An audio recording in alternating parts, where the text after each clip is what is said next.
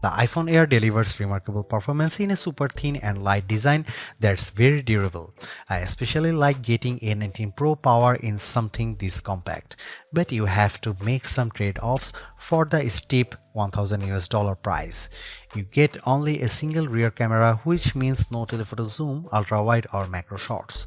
And while the Air's battery life is solid, it's a few hours behind the iPhone 17 Pro Max. The iPhone Air represents the first major shake-up to the iPhone family in years. The Air replaces the iPhone 16 Plus in Apple's lineup, but it really stands on its own as a completely new device.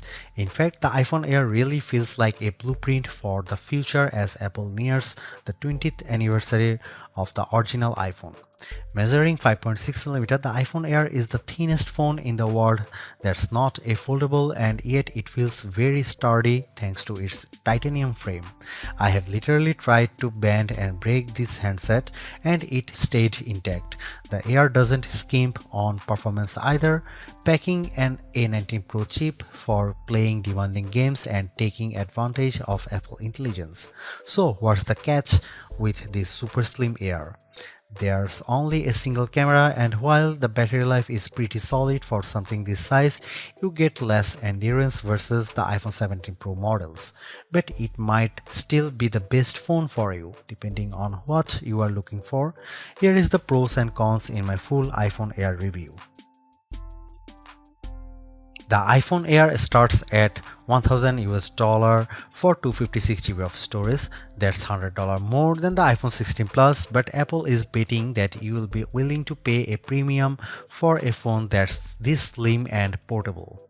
There is just one problem. The iPhone 17 Pro starts at $1,099, which is just $100 more for a phone with triple cameras, a bigger battery, and an A19 Pro chip with an extra GPU core and vapor chamber cooling for better sustained performance.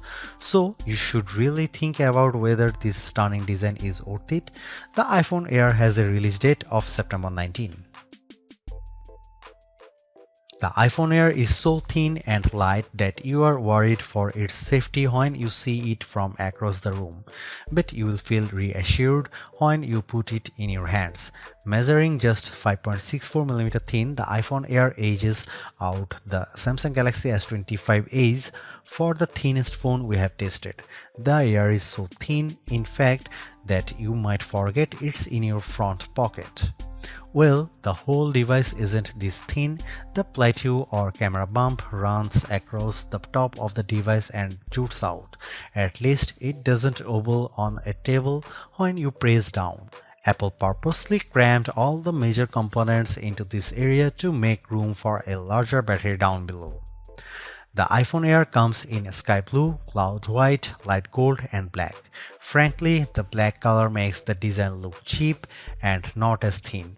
I preferred the sky blue model I tested, which does a better job of showing off the Air's thin profile. Some have complained that the titanium frame is too shiny, but I don't agree.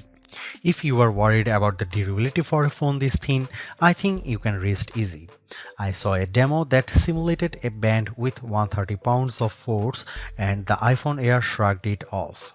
To further fortify the iPhone Air, Apple equipped the phone with a Ceramic Shield 2 display with 3x the scratch resistance of the previous technology and the Ceramic Shield back that's 4x more crack resistant than glass. It is worth noting that the iPhone Air has a single speaker integrated into the earpieces compared to dual speakers for the iPhone 17 and 17 Pro series. During my testing, the Air's speakers got plenty loud when listening to Apple Music, but it did sound tiny at max volume.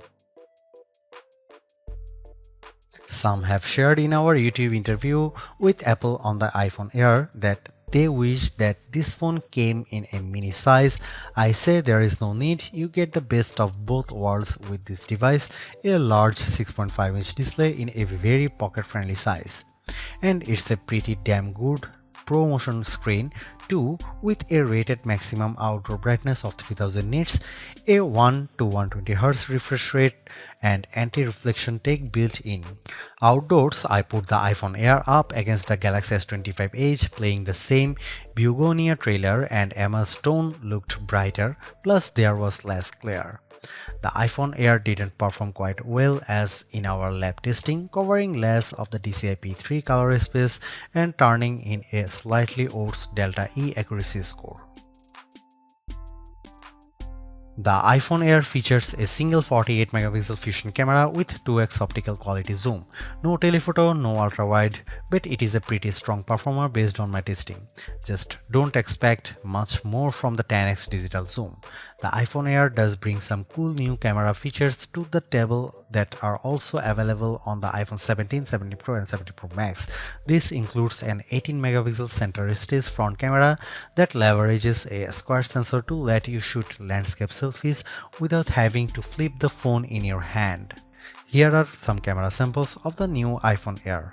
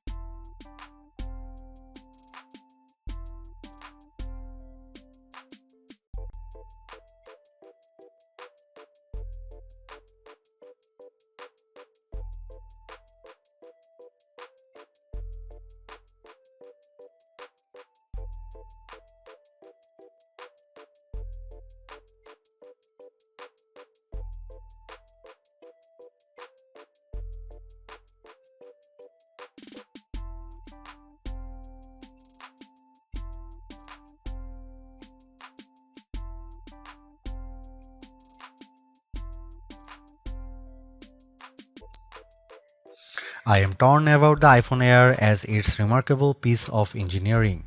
This design is amazingly thin and light, and Apple deserves serious credit for making it so durable. It feels so strong, I don't think I would bother with a case. I also like how well the iPhone Air performs.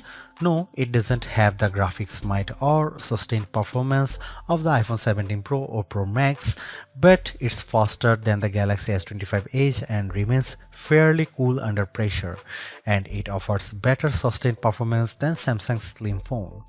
However, I don't like the shoppers have to give up both an ultra-wide lens and telephoto zoom with the iPhone Air. At least Samsung gives you an ultra-wide camera that enables macro photography, but the iPhone Air's main 48 megapixel camera is very good overall.